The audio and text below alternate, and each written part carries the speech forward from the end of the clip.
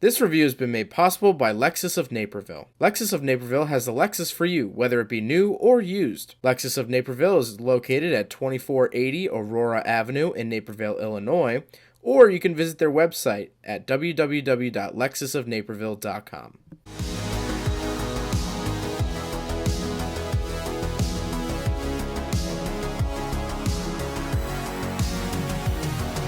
Alright, what's up guys? My name is Zach, and today I am driving a 2014 BMW 640i. Up front is a 3.0 liter turbocharged inline 6, and down below is an 8-speed automatic transmission. Now I am super excited to be driving this here 640 because I've never delved into the 6 Series before. I've done a bunch of 5 Series, 3 Series, even a 4 Series and 2 Series, but never a 6 Series. I find these very interesting, and I have a lot of final thoughts to share about them. But before we get on with the rest of the video, I have a website, ZackPraddle.com, where you can submit your own vehicle to be reviewed by me. There's an easy submission form on there. You could also buy merch like this retro sticker pack I have available, as well as you could read my behind-the-scenes blog to see what I'm filming that week before it comes out. But let's get back to that 3.0 liter turbocharged straight 6, making 315 horsepower. This is the N55 engine from BMW, and what that means is it's the successor to the N54, shocking I know, but in terms of a BMW, it's a pretty reliable, pretty stout engine, and people have been able to build these to make serious amounts of power. I've always liked the N55s and N54s. I think they're really, really good engines, and I would love to give you a sweet acceleration test and give me all the giggles in the world. However, this is on summer tires, and it just snowed probably about 4 to 5 inches last night, so I don't think that those will really match up all that much. Listen, that's traction control killing me right there. It won't even let me do anything. So, unfortunately, I can't give you the acceleration test. But one day I'll drive another 6 Series, and I'll be sure to do one for you. Like I said, paired to it is an 8-speed automatic transmission. It is a ZF transmission, which ZF is a manufacturer from Germany who creates automatic transmissions and some manuals, and they are absolutely awesome. Hellcats also have the same transmission. They're very stout, and I like them a lot. In terms of automatics, I think ZF is right up there towards the top with like PDKs and other transmissions of the sort. Last but not least, this is the xDrive, which I think is the only thing saving my butt today. So that means it is all-wheel drive. With that out of the way, let's talk about the interior. Well, in front of me, I have 4 main gauges. On the left is my fuel. Then I have my speedometer, tachometer on the right, and my oil temperature off to the far right. Kind of interesting to prioritize that. I also get a little digital readout from my odometer down at the bottom, which is very nice. On the steering wheel on the left, I have my set, resume, and cancellation options for the cruise control. And then on the right, I have my mode, volume, skip track, and a little scroll wheel. I also have paddle shifters around the back if that's something that I'd want. And I do get a little M badge down at the bottom. Now, this isn't an M6, however, those were available at the time. This is just an M package vehicle, so it gets a couple little nicer features, but nothing crazy. Off to the left, I have my headlight and fog light switches, as well as a lot of my driver assists are found over here for lane keep assist, pre-collision warning, and my driver information, because I do have a heads-up display up above the gauge cluster, giving me the speed limit for the road and my current speed, which is very nice.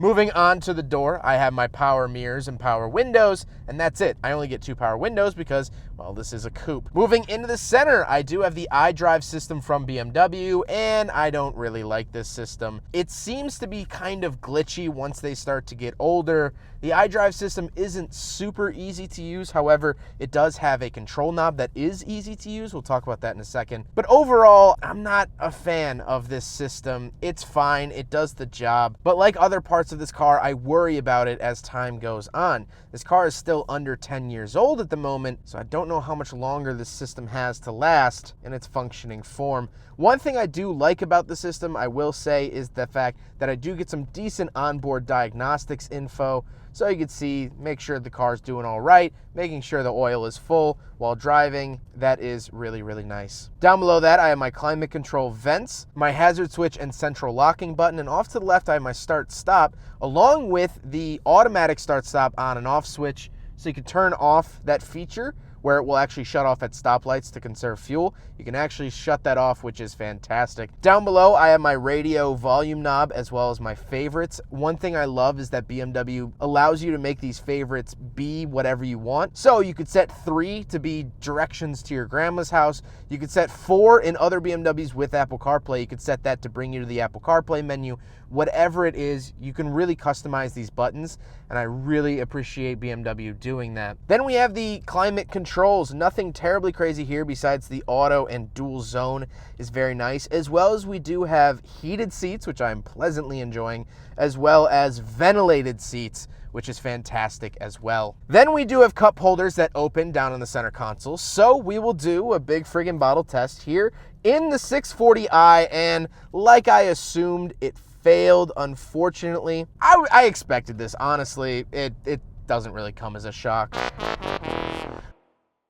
Moving into the center console itself, we have a ton of buttons here. First of all, the shifter, this used to be called, for me, the new BMW shifter. They've been using it for like 10 years now, and I'm pretty used to it at this point. You press the button on the side to get it in and out of gear. I don't like the fact that it goes right back to the center after you select a gear, but that's just me. Off to the left, I have my traction control on and off button, my drive modes. So I have a couple different drive modes. I have Sport Plus, Sport, Comfort, Comfort Plus, and Eco Pro. We'll leave that in Comfort Plus. So really nice adjustability. It'll adjust the transmission, your throttle response, and everything like that. Make the car feel sportier if you want it to, or more comfortable if you want it to, or if you're just trying to get to work, a little bit of eco can't hurt. Then I have a hill descent control button, which is interesting to see in a sports coupe. Then I have my camera button. Once I am stopped, I can take a look at a couple of the cameras around the BMW. However,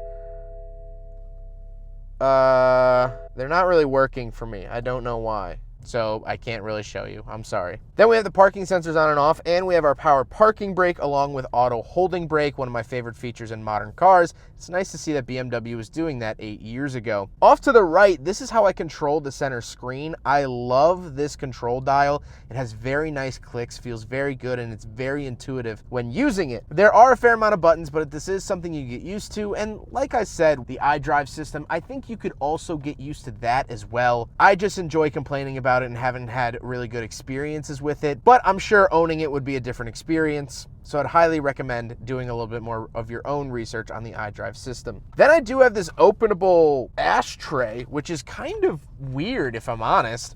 Kind of out in the middle of nowhere. And then we do get the center console. It's a clamshell opening center console.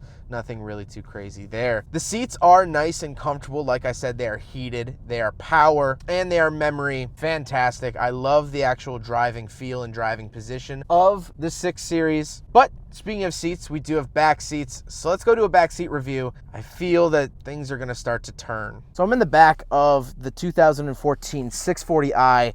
Couple of things to note back here. I had to move the seat up so far just to get back here. I think the driver would have to be an amputee. To that point, I would probably not get into the car. It is a 2+2. There is no middle seat back here. Thank the baby Jesus. I have an armrest here. I'm 5'11". My head is just slamming into the ceiling. I can't sit up straight. I could sit like this though. Who doesn't want to ride around town like this? Come on. I mean, this is luxury, right? I don't get a center console. I'm surprised I get seat belts. This is just not a good experience. I gotta get out of here. Let's go take a quick look at the cargo space and then we'll talk about the looks. All right, around the back of the BMW 640i, popping the trunk here. It's a fine trunk. It's a little slim. It's, you know, not very tall. However, you do get a fair amount of trunk space, which you should, because this car is gigantic. If it didn't have a giant trunk, I would be very curious as to where that space went. Now we got to talk about the looks, and I'm also not super sold on the looks. I think it looks a little flattened out. I think this was reserved though, and I think this era of BMW is going to go down as one of the better looking eras, especially compared to modern BMW. However, I'm still not completely sold on this car, especially the back end. It's not my favorite thing in the world. But with all of that being said, all of that great technology, the BMW name, BMW is one of my favorite manufacturers of cars for sure. Some of their products like the BMW M2, it's my favorite car ever. I mean, it's fantastic. I'll own one day, and that's the goal. That's the pinnacle. And that's a 2-door coupe, which is gonna make what I say next sound a little hypocritical. This car to me as the title might suggest, is a little sad because these were very expensive when you first got them. 6 Series now go for upwards of $70,000, $80,000. It's not cheap. These aren't cheap entry-level vehicles. And to be fair, you don't get cheap entry-level equipment in here. You get some good tech. But spending that much money on a coupe, and a big coupe at that, doesn't make much sense to me. To me, two-door coupes are selfish vehicles. My 1985 Mazda RX-7 that I own is a selfish vehicle. I made it loud for me, not for other people. It only has 2 seats, and right now my ECU is all over the place, and so someone can't even ride passenger. That car is for me. It's not for anyone else. But I only spent $1,800 on that car.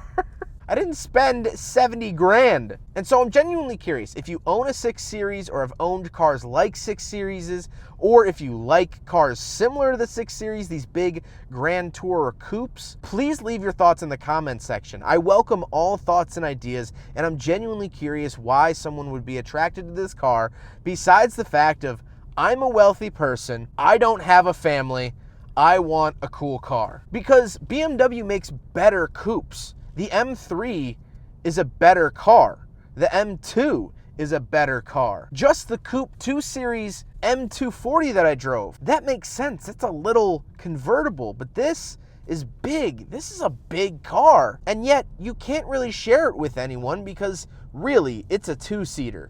It has back seats.